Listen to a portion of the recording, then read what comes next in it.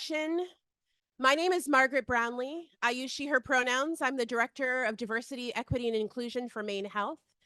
I've had the pleasure of spending the past couple of days with folks here at the conference last year and this year. I'm really excited for our next speaker, who will be speaking about so many great things about talent and retention and promotion.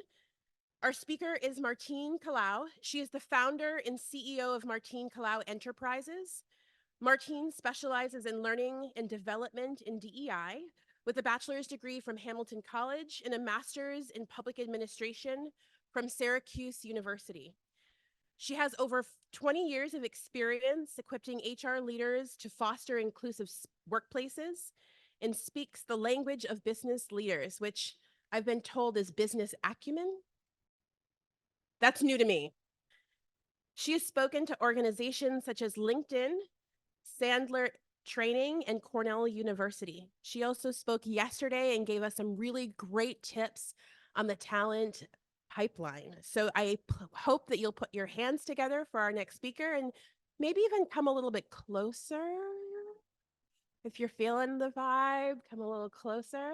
All right, okay. All right, please put your hands together for Martine.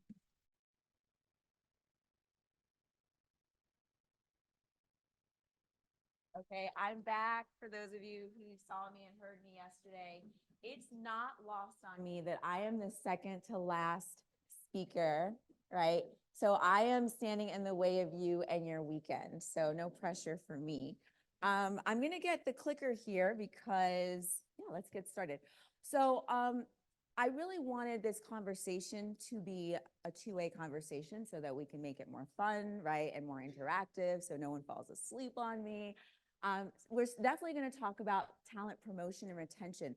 But before we do that, it occurred to me in the wee hours of the night that sometimes we go to these amazing conferences, and this one is by far like the best one I've been to. Can we all agree with that? Yeah, it's been phenomenal.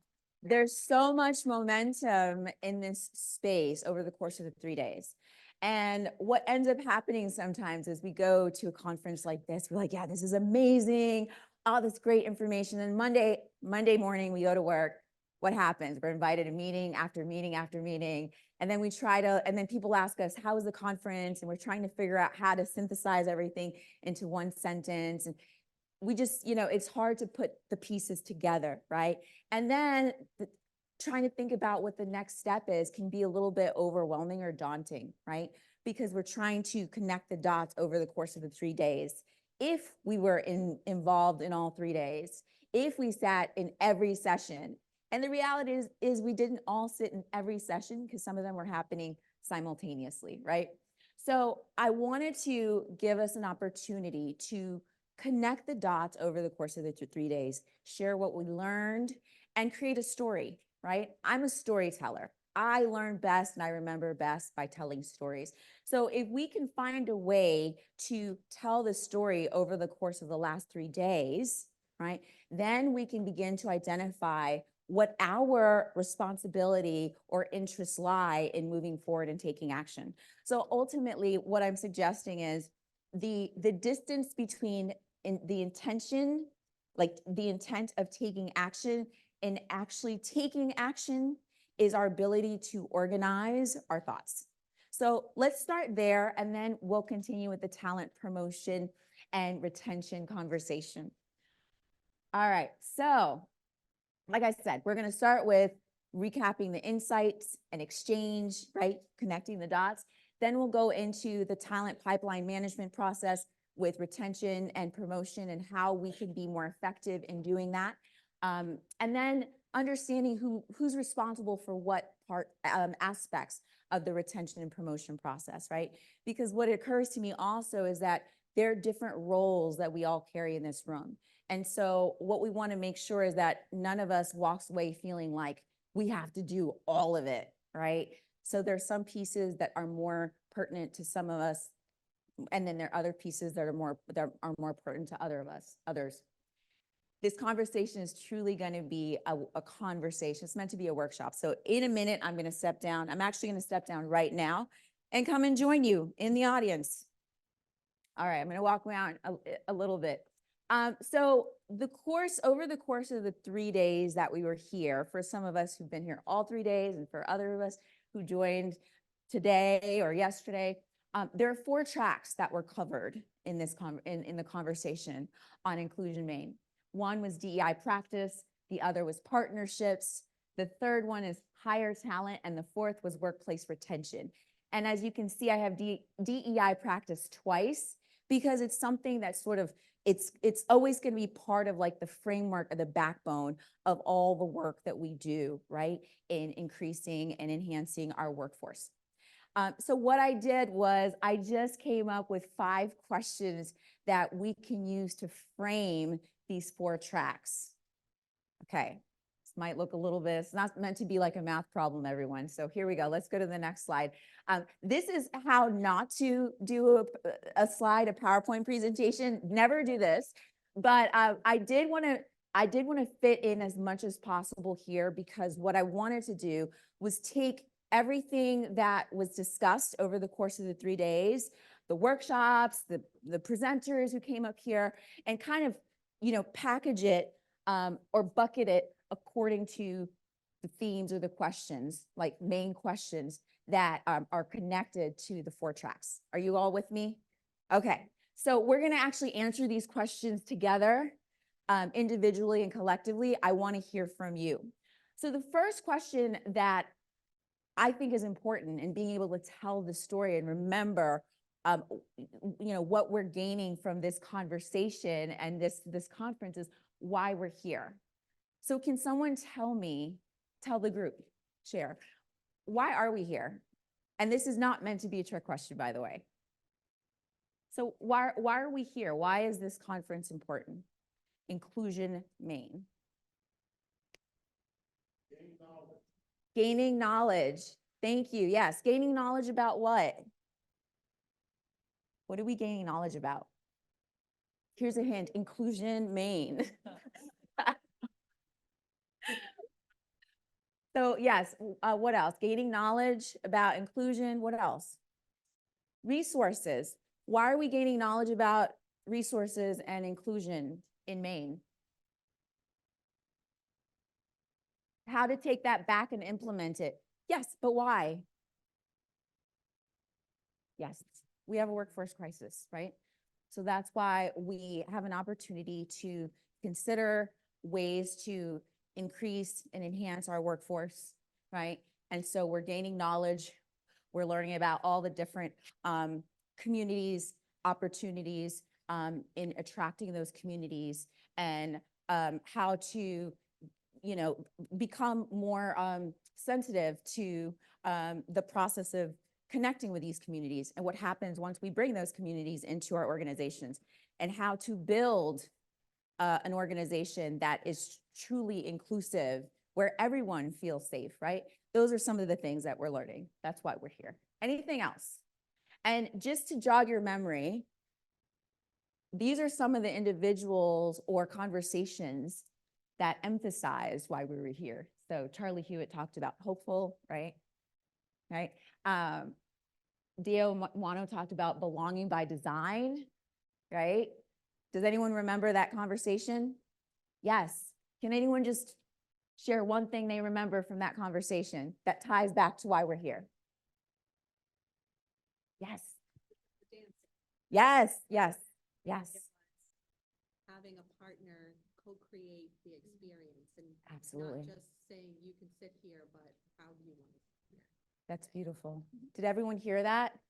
What's your name? Monique. Monique. Yeah, Monique was saying that it was about, there was a big component of it that was framed around dancing, and it was really about being able to partner with someone, and rather than, the idea of belonging is rather than telling someone you can sit here, is allowing them to let us to tell us how they want to sit, how they want to associate with us, right?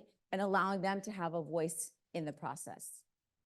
Excellent. So how does that tie back, belonging tie back to why we're here? I kind of said it earlier. It's supposed to be a workshop, everyone. Yes. Yes, please. Everybody wants to make place in their workforce and Yeah. in their workplace. Right. And everybody has great intentions when just, we need the tools and the interaction to get that started. Do the work. Excellent. We all want to create a space in our workplaces where people belong, and we need tools. We're looking for more tools. Some of us already have tools. Some of us are trying different tools. This is an opportunity to exchange best practices and so forth. Yes, thank you. Expanding perspectives That's right. so that we have better understandings of one another's wins Right. and better awareness of our own blind spots. Excellent. Expanding perspectives. So we have awareness of different lenses, and we don't know what we don't know. So we're in a space where we can exchange, we are able to minimize those blind spots. Yes, Khadija? Yeah.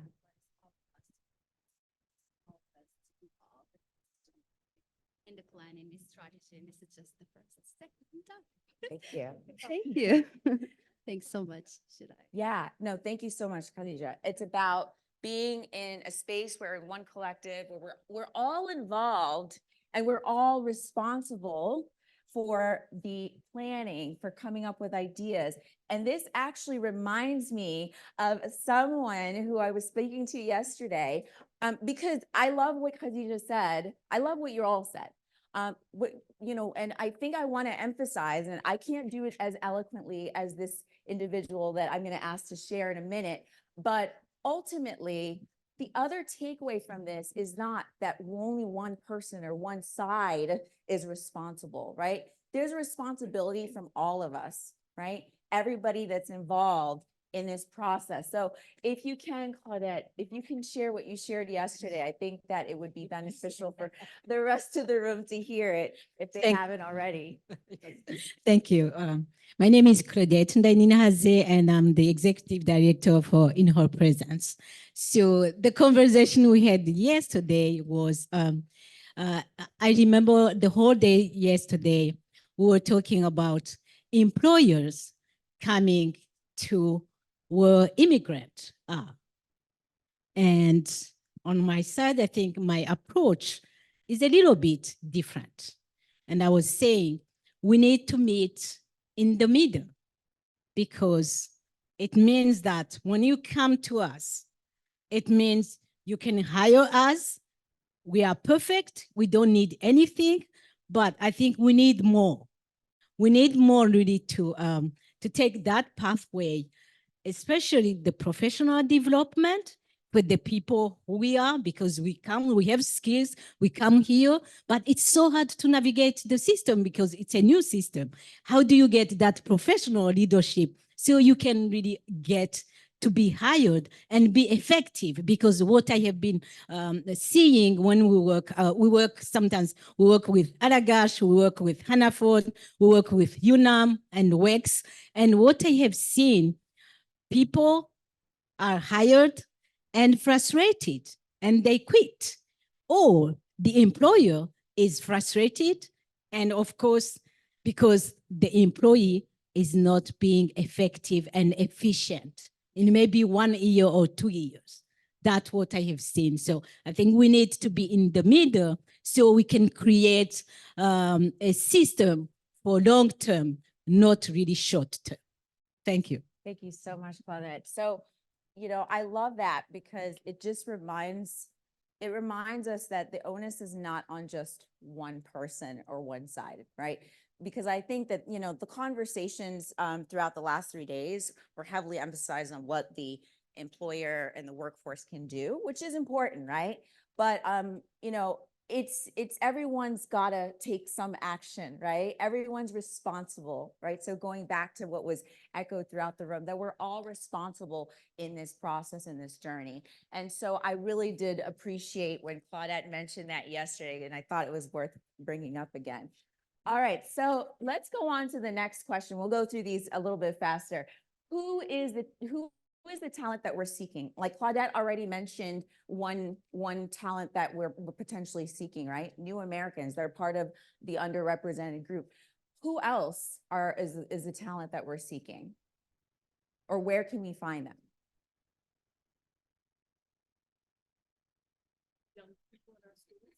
Excellent. Yes.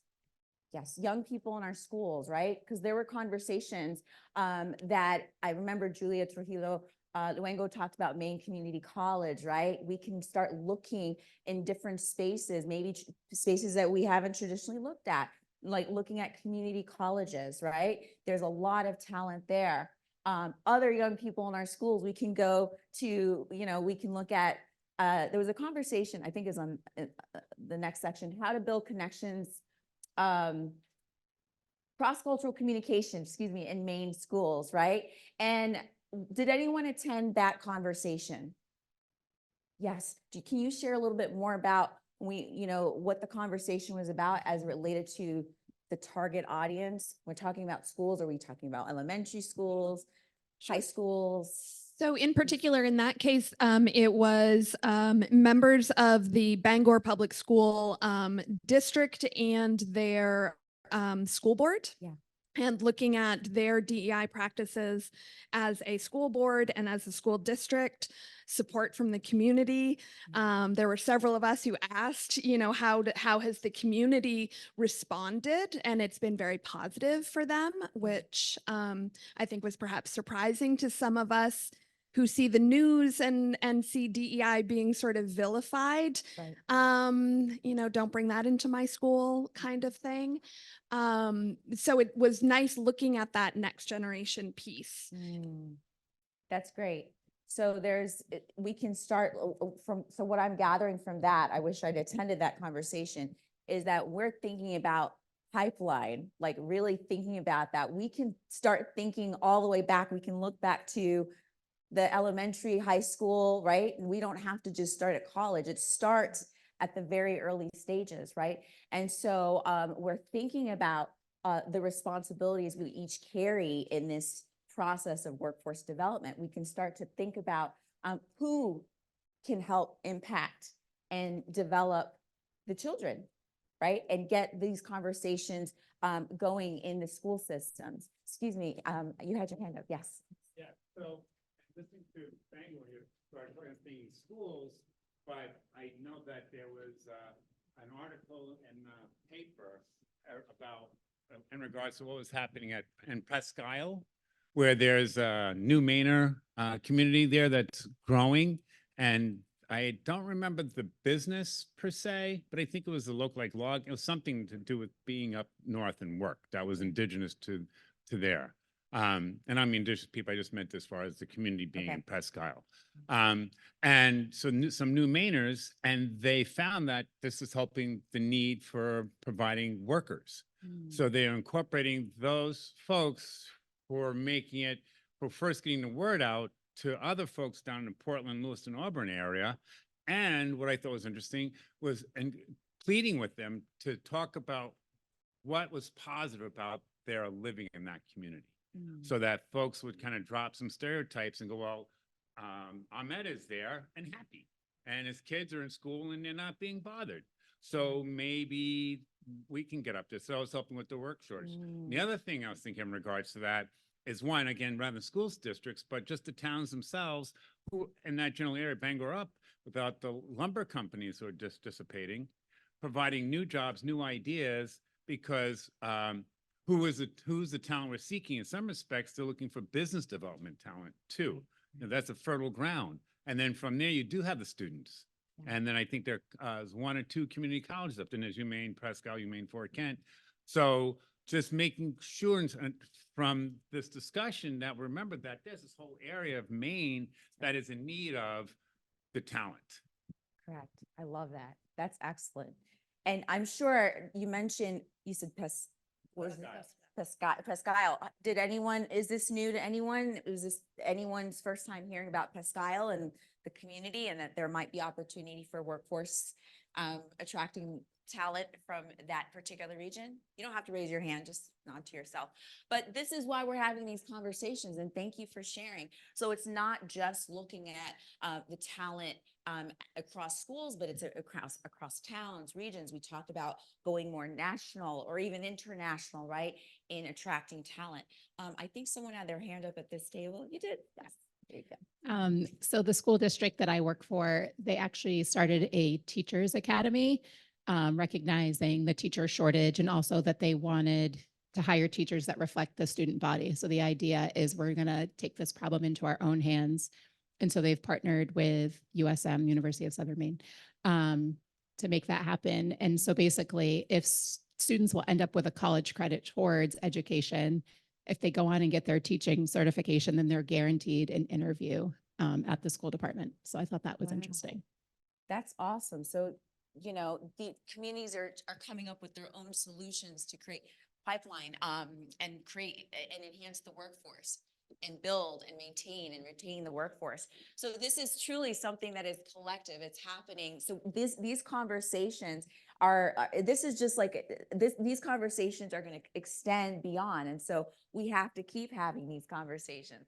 Excellent. I saw a few more hands up, but I want to go to the next question, and maybe whoever had their hand up can tie whatever you're going to say to this next question, which is, how can we best prepare talent to enter the workforce? So we heard some examples of that, where teachers are taking matters into their own hands and coming up with mechanisms to prepare students, right? So we heard that. We heard about other, ways to prepare the students through DEI practices in the school systems. But what other ways can we prepare talent, right, so that they are they're eligible, qualified to enter the workforce? Internships, yes, you can tell me more about that afterwards, unless you want to jump on. No, that. I'll pass the mic. Hi, everyone. As we're thinking about pipelines, I don't want us to forget about people with disabilities Excellent. and also shifting the onus on employers to make sure that their jobs are accessible to people who have disabilities. Thank you. Yeah, absolutely. And beyond that, right, we talked about people with disabilities, but there's so many different categories, right, of diversity, right? We can go on and on. I mentioned yesterday, veterans, right? We don't want to overlook that community. And ultimately, and for the most part, most times people have, their intersection of different diversity categories. So we're not just looking at one, right? And we're not necessarily honing in on those individuals. We don't want to do that, but we do want to show up in spaces, right? If we're looking and seeking talent, show up in more spaces where we can network and connect with more talent. That's what we want to do, right? That's what we have the opportunity to do. Yes, please. Yeah, I mean, to go along with the internship idea, that was kind of a theme that was brought up within a few speakers. They also talked about providing mock interviews. In one of the sessions that I did to go to the high school and invite them into your organization and do a mock interview with somebody so that they can see themselves there, so that they can get a feel for that. And then even if the mock interview doesn't go well, circling back around and supporting maybe those gaps and barriers. Excellent. Mock interviews. I love that. Someone mentioned shadowing, job shadowing a few days ago. I think you had your hand up. No, you can say more. Do you want to say more about that? I think the room would rather hear from you. I wasn't what brought it up, but it's something that we've been talking about.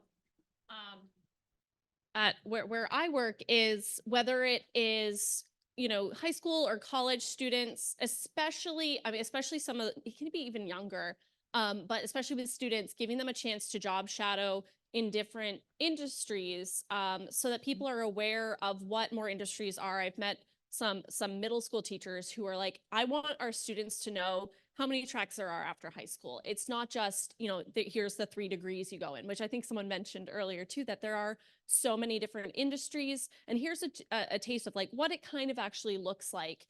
But also sometimes for, even if people are interested, hey, I want to know how your organization works, whether it's they're interested in starting a similar, say, nonprofit in their area, right? They're from a different city. They say, hey, we in Bangor are experiencing this same thing. I'd love to see how your nonprofit operates, or I'd love to see how your business operates. So even being able to collaborate amongst professionals and, not just students in that way for job shadowing as well, even if it's just to see how, best practices. Someone said not that there's better terms for that too. So sorry, but yeah. No, I love that. And I appreciate that you also mentioned that it's not shadowing doesn't just have to be limited to students, because, what we also heard in the room is that there are adults who, who might need those experiences, need opportunities to shadow, to get exposure.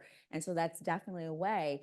Something else that was mentioned, I think it was on Monday night, we had a presenter who talked about networking, right? Just being able to provide networking skills to communities. Not everyone knows how to network. And especially in the era of social media, I think it's can be a little bit more tricky to know how to effectively network. So that's something else. I think I saw your hand up. Yeah, Go I ahead. was just gonna say that I'm pretty sure there's a national job shadow day. I think Oh, okay. and everybody has to report work-based learning, that counts. And I also job shadowed as an adult whenever I was looking to switch careers a couple of years ago. And it was really helpful. I made that decision to do that, so. I forgot to give you the mic. It's okay. Oops. Look at that. Oh my goodness. It's Friday, everybody.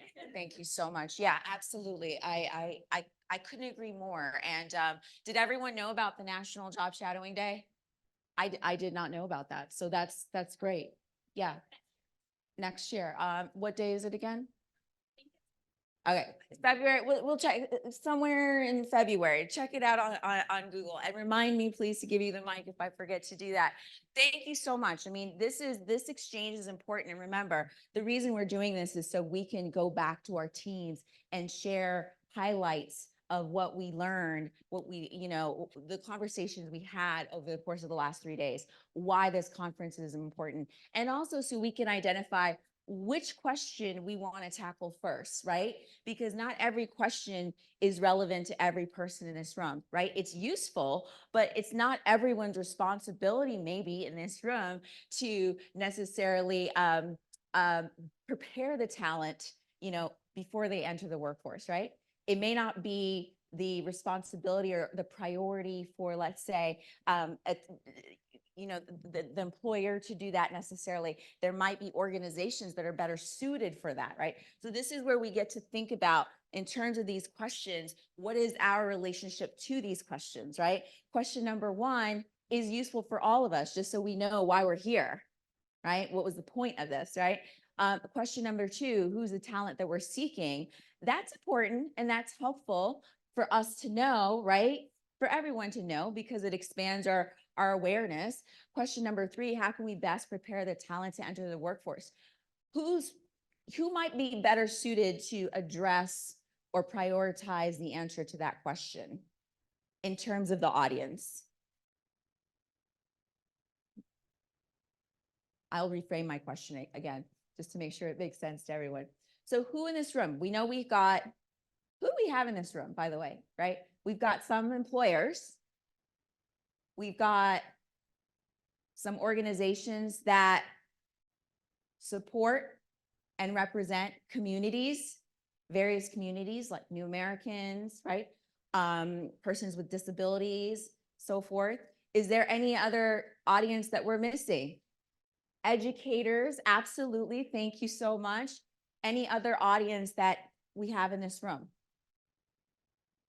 Nonprofits and states. Okay, excellent. So now that we know that we've got these audiences, nonprofits and states, educators, we've got employers, and we've got organizations that support, NGOs that support, various communities. How can we answer this question? Whose responsibility or who's best suited, right, to preparing the talent to enter the workforce? The above. All the above. Okay. Who said all the above? Yes. Okay. All right. Do you want to back that up with the explanation? All the above. Does anyone disagree? Everyone agrees. Okay. So if everyone agrees, let's keep going. How do we find and attract talent? Yes, Kelly.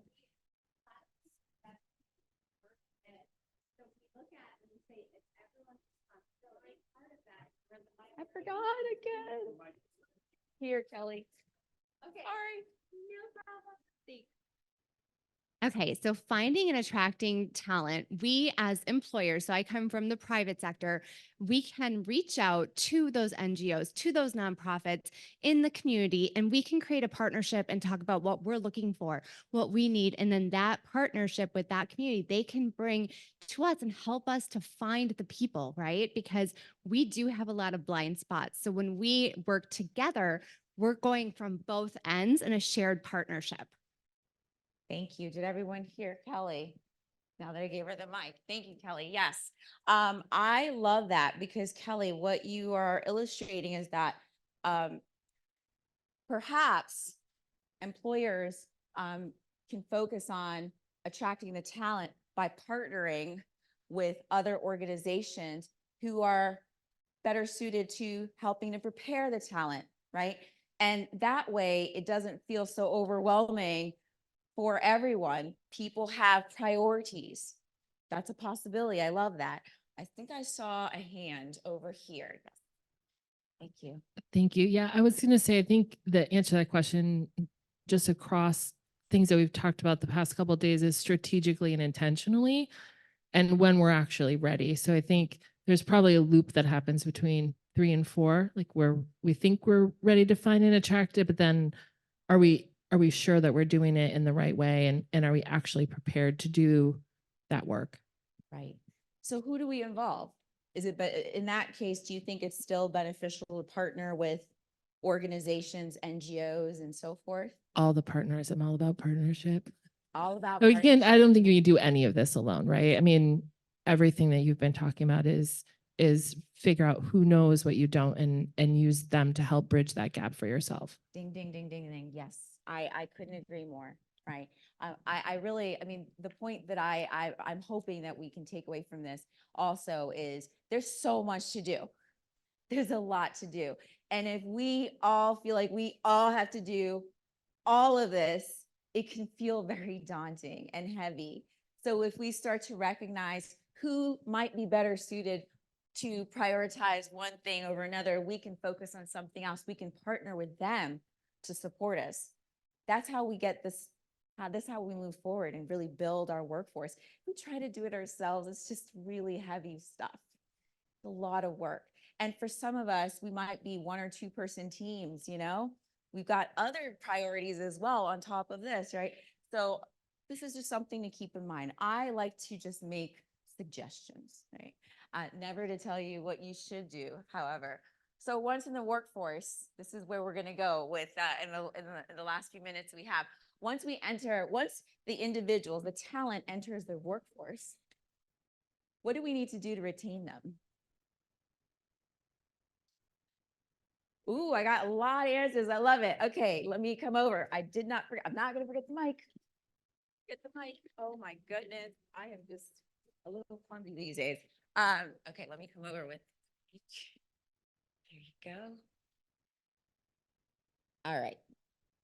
So I'm just saying we have to listen to them and create mentorships for them and make sure that we're also creating safe spaces for them as well. Yes. So listen to them, create internships for them, you said, or opportunities, mentorships for them, safe spaces. Does anyone want to tell me more? Share some more? How do we do that? Yes. I think it's important that we learn about their background, the foods they eat, or how do we even say hello, how are you, in a language that they speak, or if they have a disability, taking the time to learn about the disability and educate ourselves so we're able to support them better. Mm-hmm. So cultural competence, understanding, and this is assuming, right, that as we're bringing in new talent, right, we're creating ways to understand and welcome and create a sense of belonging for the new talent. So understanding cultural differences, how to make people feel safe in whatever way, right, that is beneficial to them and to our organization. Let me ask you a question. What about our existing talent? What do we do? Because we've got existing talent and new talent. and we want to retain everyone, right? I mean, we want everyone to stay and be happy. So what do we need to do to retain talent for everyone? Build career pathways and build growth pathways. Yes. Build growth pathways. I'm using the mic as if I don't have one already. Build growth pathways, promote. Does anyone want to tell me more about that? Meet them where they're at. Meet them where they're at. So find out where they are. Yeah. Ask them questions. Where are you? How are you? And meet them where they're at and try to figure out ways to support them, because everybody has things. And it's really important to be able to, all been through so much. I'm sorry, I'm getting emotional about it, but we've all been through so much, and it's really important to just let people know that we see them. Yeah. Yes, I love that. Letting people feel like they're seen and they're heard, right? Psychological safety, sometimes that's the terminology that's used. I'll get to you in a second, I promise. Thanks. I think it's key to identify the gaps as to why they're leaving in the first place. And that comes from exit interviews, and oftentimes it's not the people that actually complete them, but the most information is from the people that decide not to, and figuring out how we can engage that populace and do what we call the heart work and figure out what's really going on there, and then get people to stay. That's right. That's great. So when we're thinking about retention, we have to understand why people are leaving in the first place, right?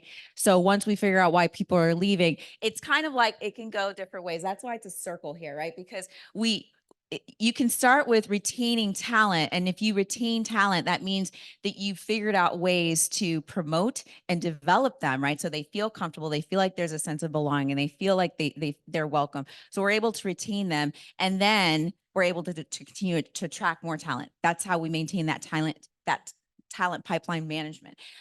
However, we might lose talent, right? If we lose talent, that's another way of us looking back, right? And conducting a post-mortem to figure out what didn't work well.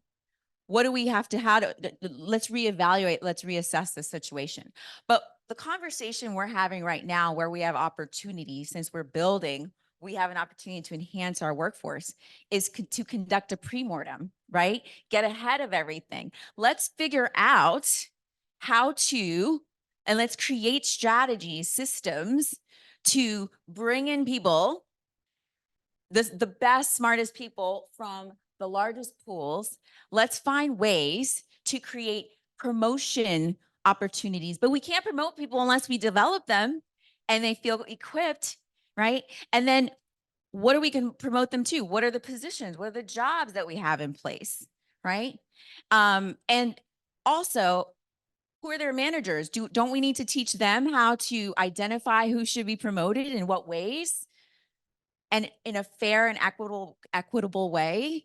Yes, we need to do that too.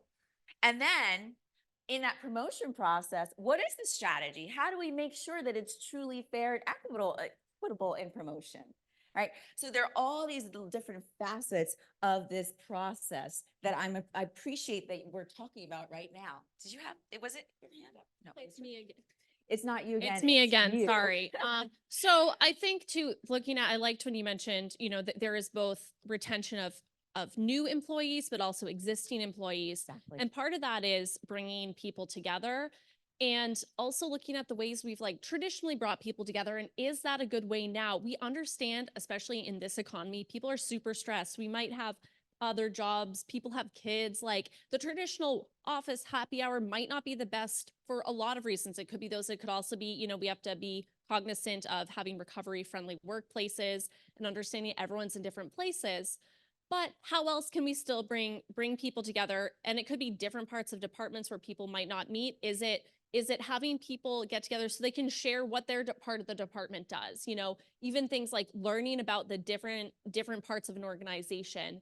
But I also had, and it was someone who actually, it's not something that I've done before, but I had a candidate actually tell us, at my workplace, I want to share with you a success I had at my workplace, which was we had people from really different groups who didn't want who we didn't want to work together, on shifts. So we started really slowly just making lunch together and sitting down and eating lunch together. So finding ways to do things that are, can we enhance the workday, get our different people to meet each other, become comfortable and feel comfortable around each other and kind of break down those barriers. Because I think earlier too, someone was talking about this idea of company culture and a good fit. We're looking at that differently than what we used to. I think there used to be this very big ideas around what that looks like. And so saying now, how can we shift how we approach, how we interact with our coworkers, from whether it's people of different levels, people from totally different departments, yeah. Great, absolutely. Talking about creating culture, creating community, right? And so I want to, because I know we're getting short on time here. So I want to just bring it back to who's responsible within the workforce, right? For creating the infrastructure, right? And implementing the infrastructure to retain talent, to promote talent. And we'll talk about what that looks like, right? More specifically. So you've got three audiences. You've got human resources or the talent team, right? You've got individual contributors and managers, right? And so what we know for the most part is the HR team is kind of they sort of own the plan, right? They create the plan and the infrastructure, right? But then we've got managers who hold a significant role. People stay in organizations or choose to leave mostly because of the relationship with their managers, right? So it's really important that there's a symbiotic relationship with human resources managers, and managers get the equipment and the tools, right, to do the things that have been discussed, right? To figure out how to minimize attrition, get people to stay, right? To feel like they're part of a culture, to feel that sense of belonging. And we'll talk about in the last slide how to do that. I did want to ask the question here, what about leadership? So why isn't leadership in this little circle that I made? Or should it be? Trick question, or maybe not. What do you think? What's leadership's responsibility? Funding? Yes, yes. Leadership's responsibility is funding. Yes, absolutely. So what I wrote, the question, the reason I asked about leadership is because usually leadership they're involved in the funding, right? You want to get their buy-in, their approval, but they're not usually necessarily involved in the day-to-day execution, right? But it is important to start with leadership because we want their endorsement. We want them to model the behavior for the rest of the organization, right? I have worked with organizations where individuals say, you know what, we have to learn all this stuff, manager development, and learn how to be more effective in managing meetings and so forth, but how come leadership's not doing it, right? So they really do set the tone. So we want their endorsement.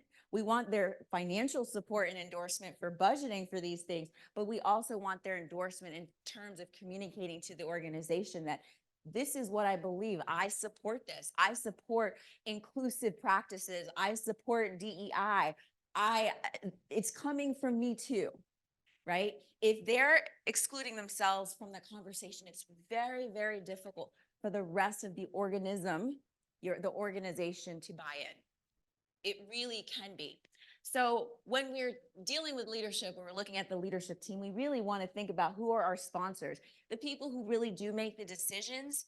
Make sure, especially human resources, talent team, make sure they know exactly what you need them to do and you've got their buy-in, because they're going to help influence everyone else, all the other leaders who may not be in agreement, right? Or might need a little bit more persuading. Partners and champions, you've got those leaders. Those are people in your C-suite that will support. They may not have as much influence, but they'll support things, right? They will be on your, they'll help you execute as much as you need them to, but they don't necessarily make the ultimate decision and they don't hold the keys to the budget. But then you've got your objectors. We want to find out who those individuals are. That is important to know, right? Why is it important to know who your objectors are on the leadership team? Yes, I heard someone say that. I can't figure out where the person is. Oh, there you are, Kelly. So we mitigate, absolutely, because we want to make sure that those individuals, they're not our enemies, right? They are part of leadership. They probably have a pretty good reason as to why they're objecting. And so we want to understand what that reason is and address their concerns so that they don't keep us from moving forward in the ways that we need to, right? So we want them on our side. So we want to identify who they are first. It's really, really important, or it's a good idea to consider that, right? Now, I want to just share a study, because as we're talking about the responsibility and the role that human resources, managers, and individual contributors who are the talent are all responsible for, right? In the management of retention and promotion, I wanted to just share this study that was conducted by Boston Consulting Group in 2018. So obviously we know that a lot changed between 2018 and now, like a pandemic. But when they did a study with women and Black and Indigenous people of color, BIPOC, they asked, what were the hidden wins and the proven practices that help them feel like they're in a fair workspace, that make them want to stay in their workplaces. And the results were women overwhelmingly said flexible work programs, right? And also parental leave, visible role models. So someone mentioned mentorship earlier. So mentoring, role models, childcare, and competitive benefits. And for the BIPOC group, it was blind recruiting, right? So making it more, anonymous in the resume selection process and so forth. Diversity interviews, right? So making sure that there's representation in the interview panels and so forth. And also sponsorship, mentorship. So again, that was echoed in the room earlier, and bias-free day-to-day processes, right? So being able to not have to deal with microaggressions, that means and that entails managers, management knowing and having skills to understanding what DEI is and being able to practice this in their everyday interactions as managers. So I wanted to illustrate this because that explains why we have all of this stuff that is involved in the development, promotion, and retention process, right? So the way that we can think about this is we want to develop the talent. So once we bring the talent in, which is what I talked about yesterday, right? We bring in the talent, through pipeline development. The next thing is actually growing the talent. And this is not just the new talent, it's our existing talent too. We want everyone to feel like they have an opportunity to grow. We also want to grow our managers so that they know how to manage, right, the talent. And so there are a number of things that can be done. I won't go through all of them, but I want to start with emphasize new hire orientation and onboarding, because we talked about culture and being a culture ad. And I cannot stress more the importance of having some sort of structured orientation that allows people to feel invited, level sets the playing field because people understand the organization. They also, it's an opportunity to remind them why they're there, right? And studies show that people decide to stay or leave an organization within the first 60 to 90 days. That's during the onboarding process. So if they join the organization and they get their laptop or computer and nothing else, no orientation, they can't connect to the printer or whatever else, their email's not working. All these things frustrate people. So that's why it's important to have some sort of orientation onboarding, right? The next is manager development. So to keep it simple, we, for the most part, traditionally have lots of manager development programs. But what we want is to create experiences, right? So that there's application. It's not just, I'm going to go to a training, but I'm going to apply the knowledge and the learning and see if it works and come back, discuss what didn't work, and then reapply, right? And this is part of, and can be, and that's, we can bake it into hiring, performance reviews, elements of coaching, like, preparing and equipping our managers to be effective coaches in giving feedback and so forth. Cultural competence in DEI. I mean, I won't go through the list, but what I want to do, right, is I actually want to see what questions you have about this slide. I mean, it's a lot to take in, but hopefully you can see it in the back here. There are 3 columns, right? So there's promotion, right? We want to develop individuals through learning practices and programs, and these are different programs under that column. But then after that, there's the promotion piece of it. How do we then start to identify who grows within our organization and at what pace? What are the systems that we put in, right? Do we have a career path framework, right? Do we have a mentorship program, which is another way to help equip people to grow? Is it a formal one or is it an informal one? Do we have leadership development? So once we promote these individuals from managers to leaders, do they have the capability? Are we equipping them, right? Do we have succession planning? So if someone on the C-suite leaves for some reason, do we have a pipeline where somebody's ready? We're ready to promote someone to that next level, into that position, or do we have to look outside of our organization to do it, right? So that's really what promotion entails. And there are elements of training and there are elements of strategy and operations that are involved in executing the promotion quadrant there. And then retention, right? So we talked about retention and all the pieces that are important to retention. And going back to that Boston Consulting Group study, it is important to also consider benefits and incentives. That's an important part. So if we are human resources, we want to reevaluate and look at those benefits and really think about our audience and what types of benefits are beneficial or most impactful to our audience, to our talent. Policies, right? So when we talk about making sure that everyone feels a sense of belonging, we might also want to consider things that we don't tolerate in our workplaces, right? And making sure that we have considered those types of policies. So I could go on and on about this, but what I want to do is see what questions you have about this slide or any elements of it in the last few minutes that I have. 2 minutes? Oh, yes, I will remember. Yes, thank you.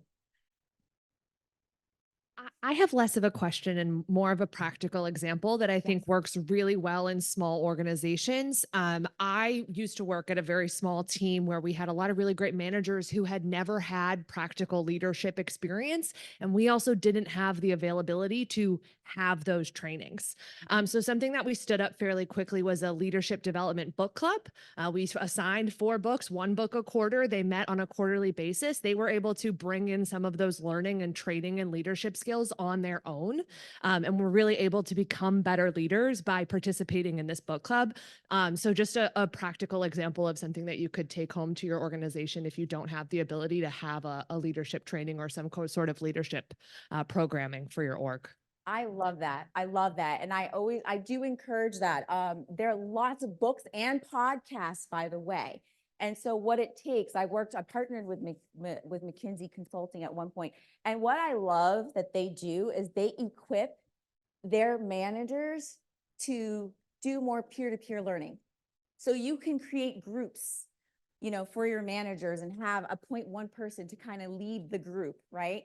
And they're leading the discussion, and leading the discussion doesn't mean having all the answers. It means asking the questions, right? Being able to refer back to that podcast or that chapter of the book and have the discussions and then apply it. And then you can bring in someone from leadership at some point to answer the questions that are unanswered for managers. So there are a lot of creative ways that we can begin to equip our managers, even if we don't have the resources of bringing in someone from the outside. I love that. Thank you. What other questions or comments are coming up? Yes. Do you want me to run over? It's good exercise for me. Yes.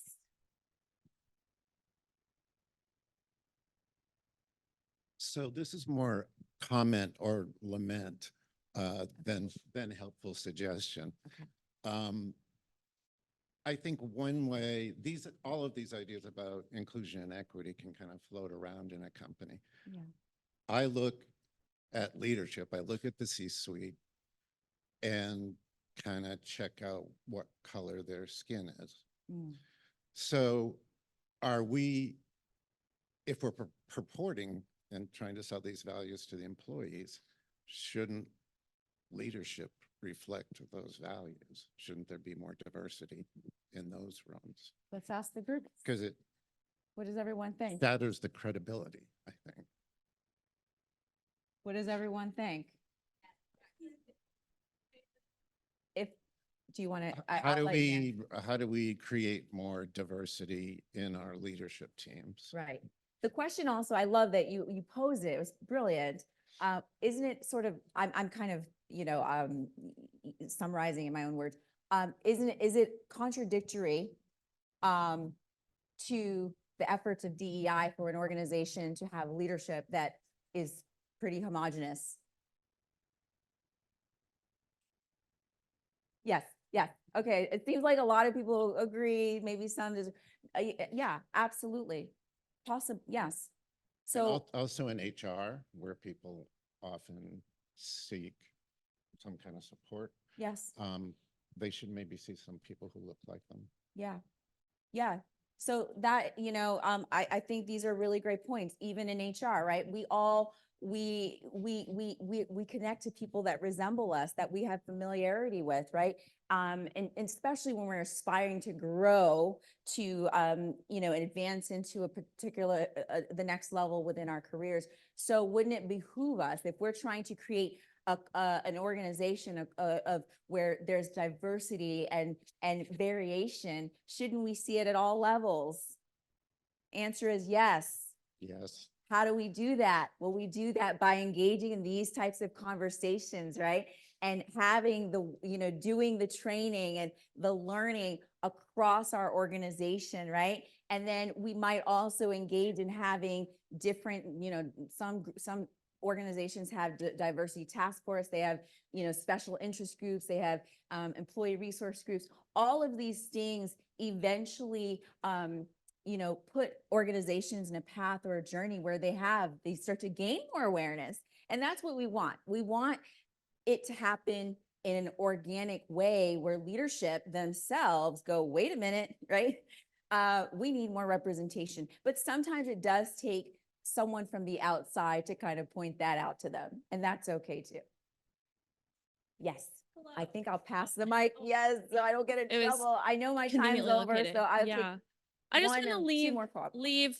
with, again, I know this is something that can press some people's buttons, but I'm gonna say it. And that is another thing, if you're thinking about employee retention, development, and promotion, if your employees cannot afford to stay at your job, whether or not, especially even if you're in an industry where you say, especially if you're in an industry where you say, we're not in this for the money. Okay, but if people cannot afford to stay there, instead of just saying like, oh, well, it's the cost of, you don't know how much our business costs to run, XYZ, things like that. Take a look at like, what is your salary compared to the salary of the person saying, hey, or if there's a lot of turnover, and the turnover is because people cannot afford, and I'm not saying something luxury or crazy, if they cannot afford to continue to work for you, but you can afford to be in that position, like maybe take a look at your policies, your payment structures, et cetera, especially before responding. Thank you. Thank you for pointing that out.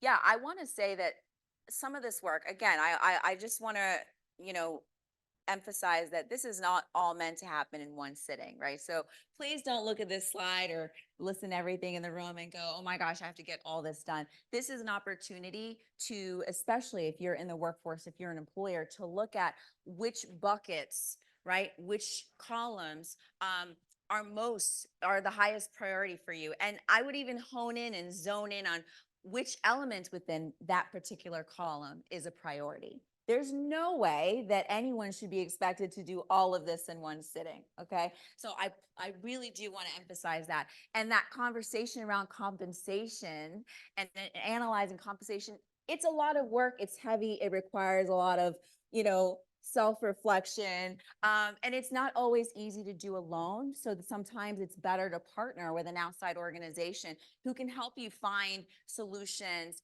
and remedies to your existing challenges in creating more equitable, pay scales and so forth. All right, so I know that my time is really, really up, so I'm gonna stop talking. I do want to thank you all so much because I put everyone on the spot and you all delivered. Thank you so much. Happy Friday. Remember, we cannot do this alone. It's a collective process. Thank you.